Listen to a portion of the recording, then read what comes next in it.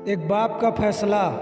क्या बताऊं मम्मी, आजकल तो बासी कड़ी में भी उबाल आया हुआ है। जब से पापा जी रिटायर हुए हैं, दोनों लोग फिल्मी हीरो हीरोइन की तरह दिन भर अपने बगीचे में ही झूले पर विराजमान रहते हैं। न अपने बालों की सफ़ेदी का लिहाज है, न बहू बेटे। इस उम्र में दोनों मेरी और नबीन की बराबरी कर रहे हैं। ठीक है माँ, मैं आपसे बाद में बात करती हूँ। शायद सासू माँ आ रही है। सासू माँ ने बहू की बातें कमरे के बाहर सुन ली थी। नज़रअंदाज करते हुए खामोशी से चाय सोनम को दे दी। सासू माँ बहू सोनम को चाय देने के पश्चात पतिदेव अशोक जी के लिए चाय लेने ले जाने लगे। ऐसा देखकर बहू सोनम के चेहरे पर व्यंग्यात्मक मुस्कान तैर गई, पर सासू माँ समझदारी दिखाते हुए बहू की इस नाजायज हरकत को नज़रअंदाज करते हुए सिर झुकाए वहाँ से निकल गई। पति के रिटायर होने के बाद कुछ दिन से उनकी यही दिनचर्या हो गई थी। आजकल सासू माँ प्रभा जी अपने पति देव अशोक जी को उनकी इच्छानुसार अच्छे से तैयार होकर अपने घर के सबसे खूबसूरत हिस्से में अपने पति देव के साथ झूले में बैठकर उनको कंपनी देती थी। प्रभा जी ने सारी उम्र तो उनकी बच्चों के लिए लगा दी थी। कोठीनुमा घर अशोक और प्रभा का जीवन भर का सपना था, जो उन्होंने बड़े मेहनत से साकार किया था। ऐसे मनमोहक वातावरण में वहाँ पर लगा झूला मन को असीम शांति प्रदान करता।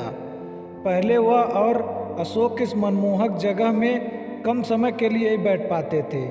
प्रभा अनमनी होती तो अशोक बड़े जिंदा दिल शब्दों में कहते, पार्टनर रिटायरमेंट के बाद दोनों इसी झूले पर साथ बैठेंगे और खाना भी साथ में ही खाएंगे। आपकी हर शिकायत हम दूर कर देंगे। फिलहाल हमें बच्चों के लिए जीना है। बच्चों के करियर पर बहुत कुछ बलिदान करना पड़ा। खैर, अब बेटा अच्छी नौकरी में था और बेटी भी अपने घर में की हो चुकी थी। रिटायरमेंट के बाद घर में थोड़ी रौनक रहने लगी थी। अशोक जी को भी घर में रहना अच्छा लग रहा था।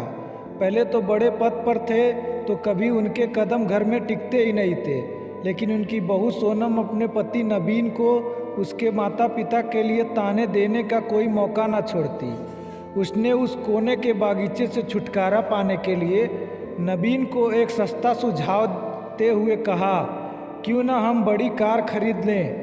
नबीन, आइडिया तो अच्छा है, पर रखेंगे कहाँ? एक कार रखने की ही तो जगह है घर में। नबीन थोड़ा चिंतित स्वर में बोला, जगह तो है ना, वो गार्डन तुम्हारा जहाँ आजकल दोनों लव बर्ड्स बैठते हैं। सोनम व्यंग्यात्मक स्वर में बोली, थोड़ा तमीज से बात करो, नबीन क्रोध से बोला। लेकिन फिर भी सोनम ने अपने पति को पापा जी से बात करने का मन बना लिया।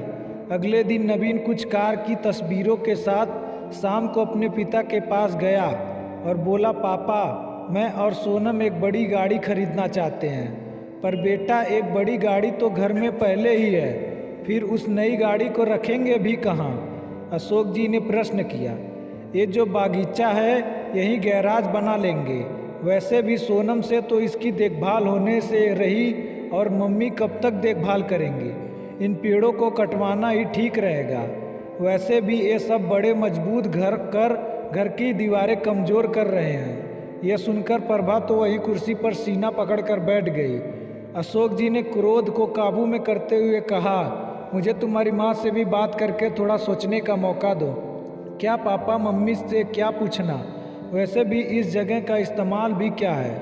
नहीं, थोड़ा चिड़चिड़ा कर बोला, आप दोनों दिन भर इस जगह बगैर कुछ सोचे समझे 4 लोगों का लिहाज किए बगैर साथ में बैठे रहते हैं। अब आप दोनों कोई बच्चे तो नहीं हो, लेकिन आप दोनों ने दिन भर झूले पर साथ बैठे रहने का रिवाज बना लिया है और ये भी नहीं सोचते कि 4 लोग क्या कहेंगे। इस उम्र में मम्मी के साथ बैठने की बजाय आप अपनी उम्र के लोगों में उठा बैठा करेंगे तो वो ज़्यादा अच्छा लगेगा ना कि ये सब। और वह दनदनाते हुए अंदर चला गया। अंदर सोनम की बड़बड़ाहट भी जारी थी। अशोक जी कड़वी सच्चाई का एहसास कर रहे थे। पर आज की बात से तो उनके साथ प्रभा जी भी सन्न रह गई। अपने बेटे के मुंह से ऐसी बात सुनकर दोनों को दिल भर आया था और टूट भी चुका था। रिटायरमेंट को अभी कुछ ही समय हुआ जो थोड़ा सुकून से गुजरा था।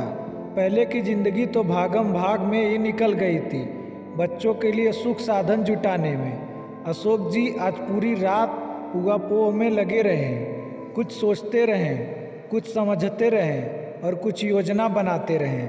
लेकिन सुबह जब वे उठे तब बड़े शांत और प्रसन्न थे। वे रसोई में गए और खुद चाय बनाई। कमरे में आकर पहला कप प्रभा को उठाकर पकड़ाया और दूसरा खुद पीने लगे। आपने क्या सोचा? प्रभा ने रोआंसे लहजे में पूछा। मैं ठीक कर दूंगा, बस तुम धीरज रखो, अशोक बोले। पर हद से ज़्यादा निराश प्रभा उस दिन पौधों में पानी देने भी न निकली और न ही किसी से कोई बात की। दिन भर सब सामान्य रहा, लेकिन शाम को अपने घर के बाहर टूलेट का बोर्ड टंगा देख नवीन ने भौचक्के स्वर में अशोक से प्रश्न किया, पापा, माना कि घर बड़ा है पर ये टूलेट का बोर्ड किस लिए? अगले महीने मेरे स्टाफ के मिस्टर गुप्ता रिटायर हो रहे हैं तो वो इसी घर में रहेंगे, उन्होंने शांतिपूर्ण तरीके से उत्तर दिया। हैरान नवीन बोला, पर कहाँ? तुम्हारे पोर्शन में, अशोक जी ने समान स्वर में उत्तर दिया। नवीन का स्वर अब हकलाने लगा था। और हम लोग तुम्हें इस लायक बना दिया है, 2-3 महीनों में कोई फ्लैट देख लेना या कंपनी के फ्लैट में रह लेना अपनी उम्र के लोगों के साथ। अशोक एक एक शब्द चबाते हुए बो रहे थे। हम दोनों भी अपनी उम्र के लोगों में उठे बैठेंगे।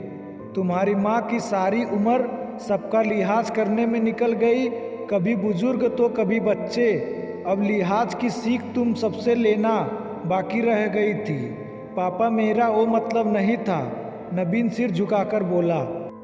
नहीं बेटा, तुम्हारी पीढ़ी ने हमें भी प्रैक्टिकल बनने का सबक दे दिया।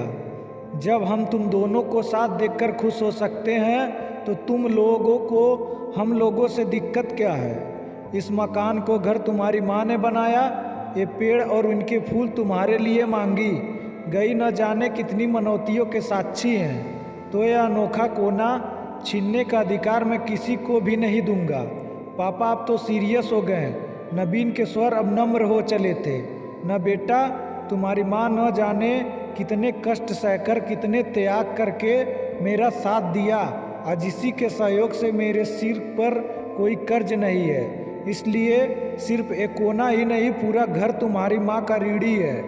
घर तुम दोनों से पहले उसका है, क्योंकि जीभ पहले आती है न कि दांत। जब मंदिर में ईश्वर जोड़े में अच्छा लगता है तो माँ बाप साथ में बुरे क्यों लगते हैं? जिंदगी हमें भी तो एक ही बार मिली है, इसलिए हम इसे अपने हिसाब से एंजॉय करना चाहते हैं। तो दोस्तों, हम उम्मीद करते हैं आपको ये कहानी पसंद आया होगा। अगर वीडियो पसंद आया होगा तो वीडियो को लाइक करके दोस्तों में शेयर ज़रूर करें। और आप हमारे चैनल पर नए हैं तो चैनल को सब्सक्राइब करके बेल आइकन बटन ज़रूर दबाएं।